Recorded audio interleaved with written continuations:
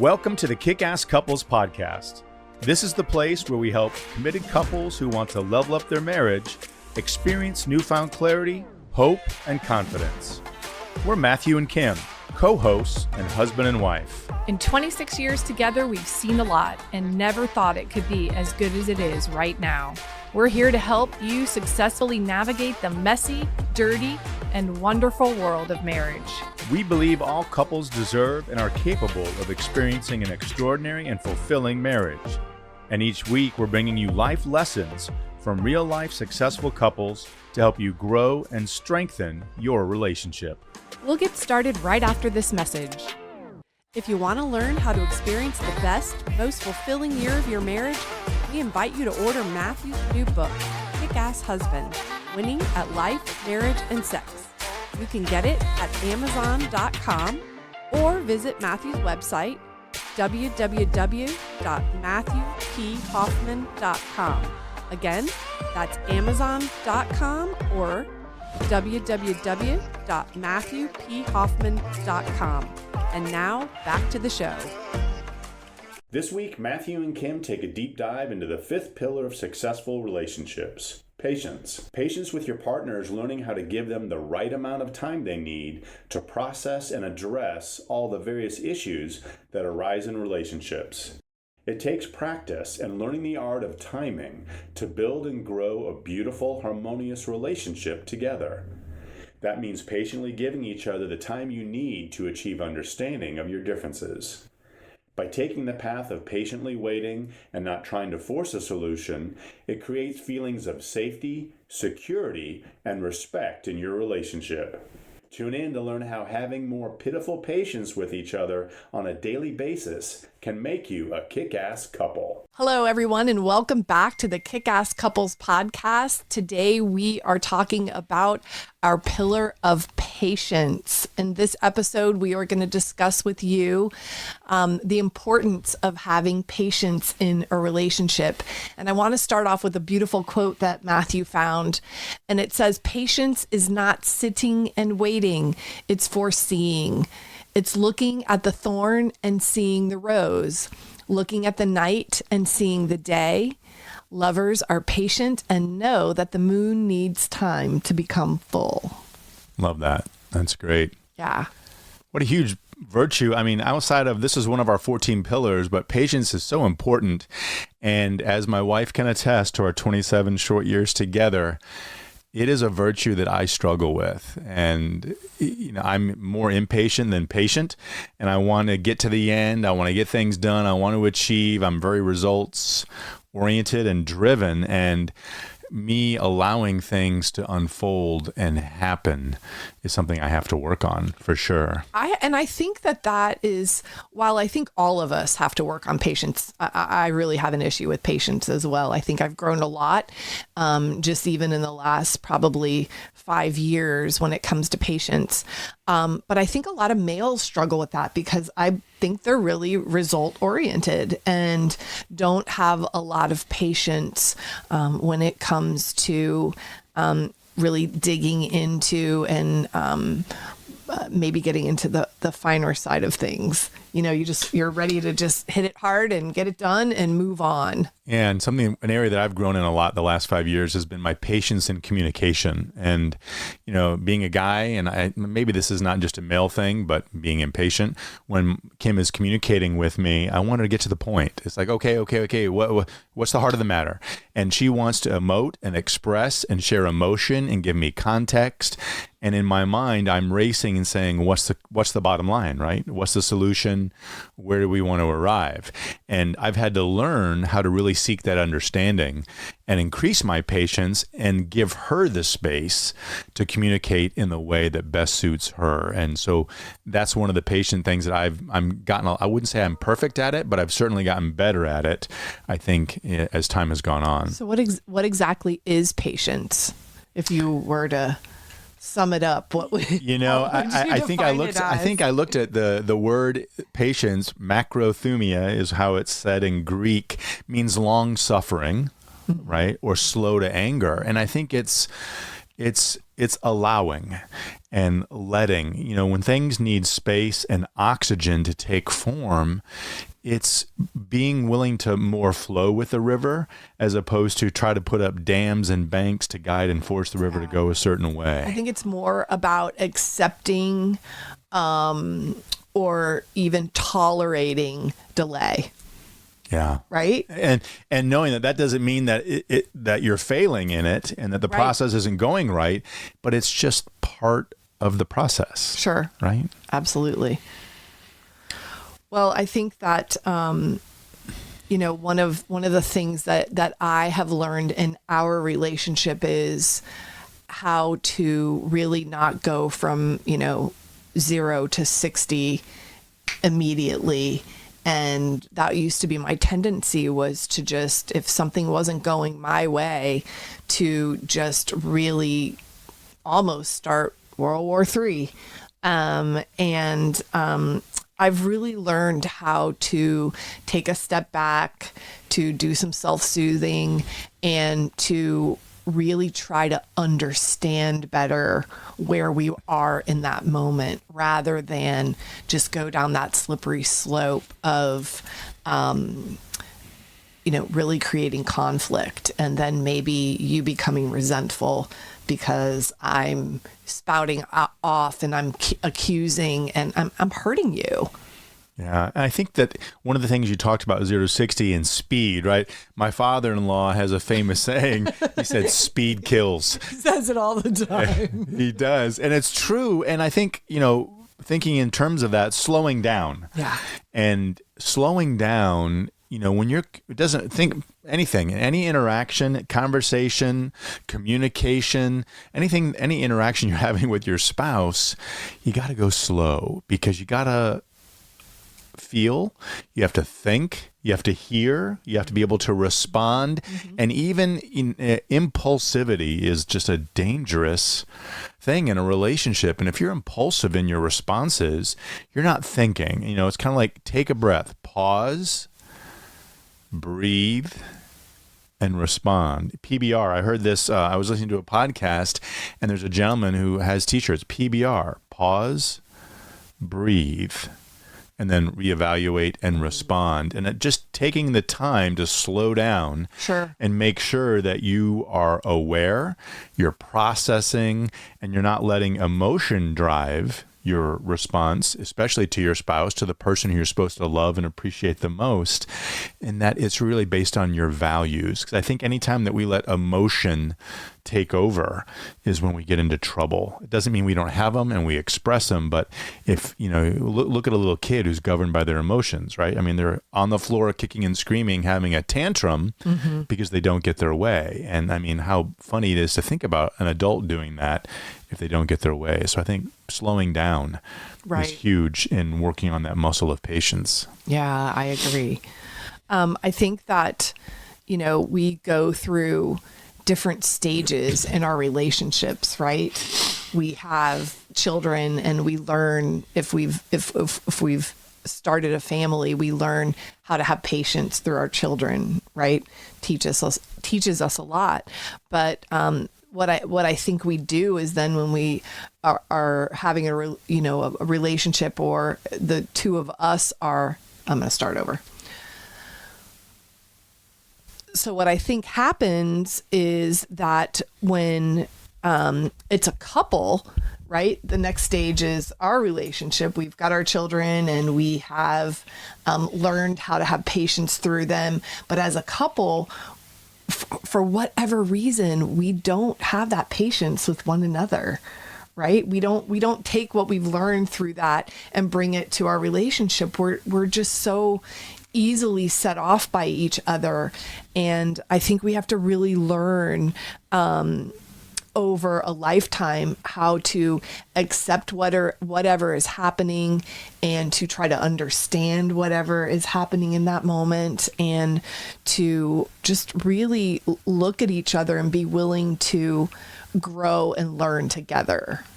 Yeah, I would agree with that. I think that there's a great model for patience, and we've talked a little bit about this before, Kim, it's the flower gardener model. And if you think of yourself as a gardener, not just of your own soul, but of your spouse's soul, and what are the qualities that come out of gardening? I think one is, as a gardener, you recognize the innate goodness and the qualities of whatever it is you're planting. I mean, if it's a seed, the crazy thing is that seed has everything it needs to grow and blossom into a beautiful flower, a plant that gives food.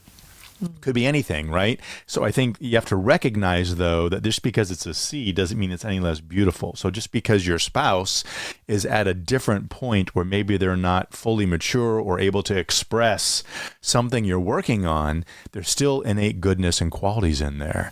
And I think as the gardener, then, what are you doing to cultivate or create the conditions for their success? Are you giving, the soil, the water, the sun, keeping pests away, Right. all the things that are, and then nurturing, right? I mean, think about how long a gardener works with a seed. There's activity happening, even though nothing, it's all below the surface, right? Sure. So, and think about too, and you talked about kids earlier, our kids go through seasons, right? I mean, seasons when they're in a diaper and they are 100% your responsibility. Right. They can't do anything for themselves. And then there's points when they think they know it all, yet you still need to help them. So your patience has seasons, and so does your spouse and partner. We have 3 children. One's in grad school, one's in college, and the other one's in middle school. We're not empty nesters like a lot of our friends, but it's 2-on-1. And we both work full-time in the home and out of the home. And so we're in a different season. So your effort changes depending on what season you're in. And kind of lastly, it's recognizing and appreciating when growth has occurred. And just because the flower's not in full bloom and ready for picking to admire, it's recognizing and appreciating the different stages and growth, and then speaking it to your partner. If you recognize it and you're not sharing your witnessed growth with them, then you're holding back and really depriving the relation, I think, of an awful lot. I agree. I think that, we have to shift our thought from being critical towards each other and judging to being loving and patient. And I think that's when the real growth occurs. I would agree with that. So what are a few ways, Matthew, that we can practice patience in our relationship? It's a great question. And I think, how do we work on that muscle, right? And I think you have to begin with yourself, because if you're going to your spouse and saying, hey, these are the things that you got to work on, and pointing the finger because there's so many things that they got to work on, you really got to start with yourself. So I think you have to say, am I demonstrating and being patient in my communication with their fears, with their anxiety, with their concerns, with their hardships and troubles? And if you are, then you can really, it's not about talking, but it's kind of that art of listening, right? Patient is, because if we're going to understand, then we can perceive and pick up the nonverbal and the body language. But I think that we have to be better listeners, because are you really hearing your spouse? Are you being patient enough to slow down and listen, and then practicing that empathy, seeing their perspective, validating it and honoring it as your own? And it doesn't mean that you have to agree with it, but it just means that you are validating how they feel, because everyone is entitled to feel the way that they feel. Yeah, no doubt. But you're trying to understand why they feel that way. And I think that's real true listening. And it goes a long way in having patience. I think acceptance too. I think I have to accept you for who you are. And I'm not going to try to mold you and make you into something that you're not, or something that I want you to be.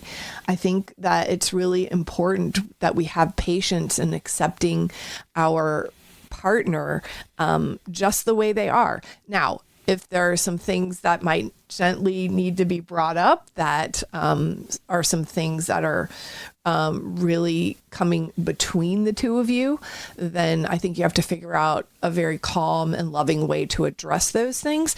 But I think that actually trying to change someone's basic nature isn't going to happen. Yeah. I mean, I Or you don't want it. no, I mean, it's not about making them into the image you want them to be in, Right. but learning to love and appreciate who they are and where they are right now. It's kind of like, before you get married, if you're not completely happy with that person the way they are right then, marriage isn't a magic wand that makes it better. In fact, it probably makes it more difficult. But I think, Kim, what you're talking about, allowing them to be themselves, you got to set realistic expectations of yourself, not biting off more you can chew and promising to deliver something that you may not be able to, but setting realistic expectations for them as well. Change is difficult. And so being patient, if they're working through an issue and you say, oh my gosh, we've been talking about this for 5 years now, when are they going to get there? That's not being patient. And so I think you have to be realistic with your and their expectations of things that can happen and how quickly they can happen. And I think you have to learn how to adjust, and you have to learn how to compromise in your relationship. You really have to talk it out and figure out what a good solution might be for both of you, right? It's got to be a win-win. This isn't about you winning and me losing or vice versa. We're on the same team, and it's got to be a win for both of us. So I think learning how to compromise and adjust in your relationship really does go a long way. It is. When it comes to creating a kick-ass marriage, do you ever wonder what you could be doing better? Have you ever thought how helpful it would be to be a part of a like-minded community of other imperfect couples who want to level up in their number one relationship? Come visit Kickass Couples Nation, where you can talk with people just like you who are looking for ways to invest in and increase their joy, commitment, and fulfillment in their most important human relationship. You'll have access to a team of licensed marriage therapists, coaches, articles, podcasts, live webinars, and more. Just visit MatthewPHoffman.com so you can learn more about a community that's ready to help you level up. That's MatthewPHoffman.com so you can become of the growing Kick-Ass Couples Nation right now. And I think a lot of people confuse, Kim, I think maybe a misinterpretation of patience. Patience is not simply the ability to wait. No. And be idle. It doesn't mean that working. Yeah, it's like a duck, like a duck on the surface. Like it's a verb. Smooth and calm, gliding over the surface. But if you look under the surface, see those little feet paddling like crazy, right? Good friend of mine in the restaurant business, he goes, "You got to be like a duck, calm outside, but under the surface, man, those feet are going as fast as they can." And that's true. So, can you think of? I think people need to know that there are things you can do to work on your patience, right? And, we talked about starting with yourself.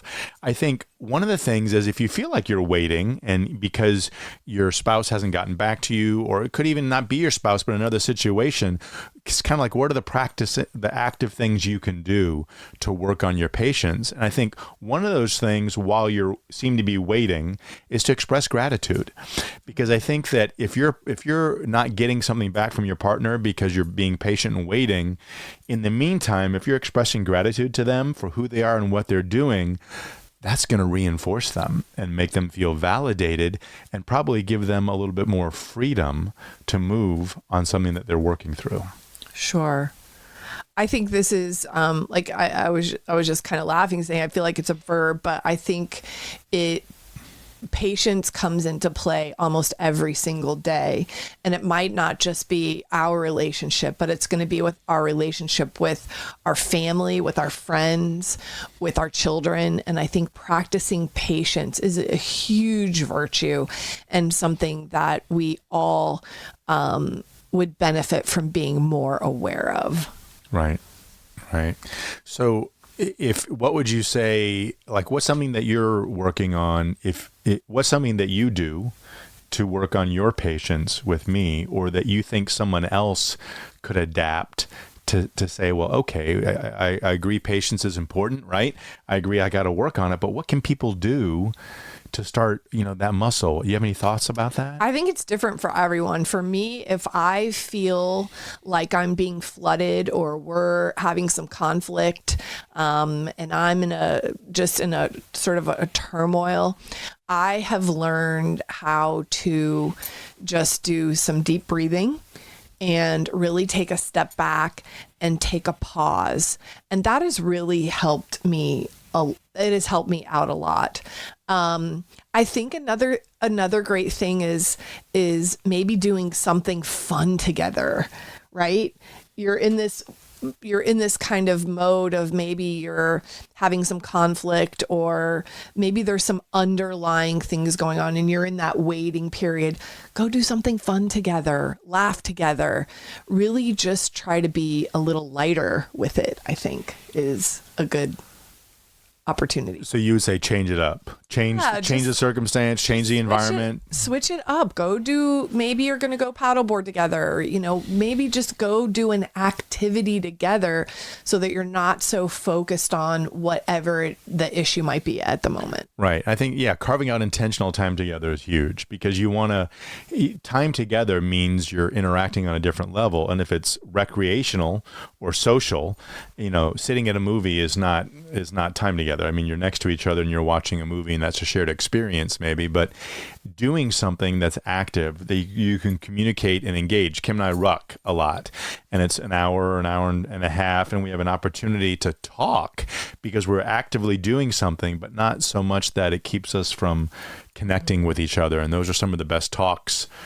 that we've had with each other by doing that. So I think that's great advice. And while we're doing that, we're actually exercising patience, because sometimes we get into some really deep talks, and it means just really being patient and quiet and listening and letting that other person really have the floor for a little bit.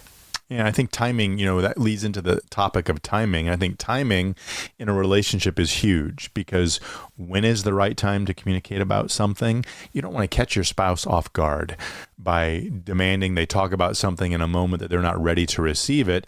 And I think it's always good to give them an opportunity to say, hey, there's something I'd like to talk to you about. When can we carve out some time to do that? Oh, there's something you want to talk about? Yeah. What would be the best? Because now they know, A, you want to talk about something, it's important to you, and you can schedule it. That is a good time for both of you. So in the middle of a discussion, someone's not saying, hey, this isn't the right time for me, or I don't want to talk about that now. So it's good to be proactive if you can, or say, hey, something came up. I'd like us to spend some time talking about it. So timing is critical. And I think it's important that you're aware of that as you're approaching this issue of patience. Sure. Anything else that you feel like you really wanted to bring up during this episode? I think that there's a Mary Baker Eddy has an expression in a book she wrote called Science and Health. It says, patience must have her perfect work. And I think that I think what she meant by that is that when you're expressing patience, you're doing what it takes for everybody and everything else that has nothing to do with you to come into place and form that perfect concept that can represent itself and move forward harmoniously. So getting self out of the way and allowing, whether it's your spouse, whether it's divine intervention, or anybody else that may have, you have really no idea what may need to move for you to get progress in a situation. So your patience and willingness to let it unfold is kind of that same analogy, like a flower. When you see that flower bud on a vine, you can't wait till it's in full bloom. But if you try to open it and manually do that, you're going to kill the flower. So by letting patience have its perfect work, that means you're sitting back and saying, you know what? When that flower is supposed to bloom, that idea, that concept, that thing we're working on in our relationship, as long as I'm listening and dedicated and being faithful, I can let go of the personal responsibility and watch it unfold, because I'm doing my work and it's not up to me to make it happen. And I think our willingness to let go of that human expectation, like I'm going to make this happen, right? In my own practice of patience and my own practice with my faith, I think that has come into play a lot. There have been so many times that I have really earnestly prayed about things and don't always get an answer right away. And maybe in some cases it's taken years for something to be resolved or healed. But it's interesting that when it finally is, that I can't imagine it being more perfect.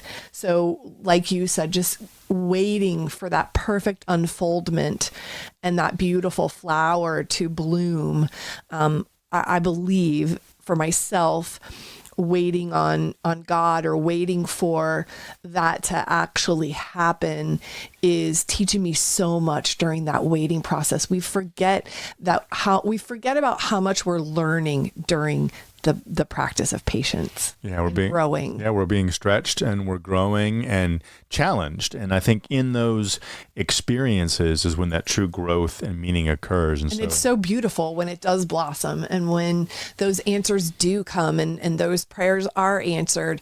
It is such a beautiful thing, because I can't imagine it being more perfect or better in any other way. I agree. And so, we hope that you all have gotten a little bit out of our talk here, our deep dive on our patience pillar today. It's one of 14 that we have at Kickass Couples Nation. It's the platform of all the qualities that we think really need to be present and successfully demonstrated in order to have a fulfilling, rewarding relationship and marriage. And so if you haven't been to Kickass Couples Nation, we hope you'll go out and check it out. We've got incredible resources there. We've got offers and opportunities for membership, so you can join a community of like-minded individuals that are dedicated to learning how to prioritize their number one relationship and how to get rid of the ignorance they may have about strengthening and deepening their number one relationship.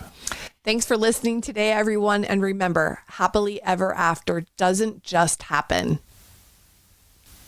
It's on purpose. We'll see you next time. That's all we've got for this episode of the Kickass Couples Podcast. If you like the content of this show, you'll love Matthew's newly released book, Kickass Husband, Winning at Life, Marriage, and Sex. To receive a digital mini book of quotes and images from the book, all you have to do is rate this show and leave a review in Apple Podcasts, Spotify, or wherever you tune in to listen. Then email us a screenshot of your review at podcast@kickasscouplespodcast.com. and we'll get it over to you right away. Until next time, remember, happily ever after doesn't just happen, it's on purpose.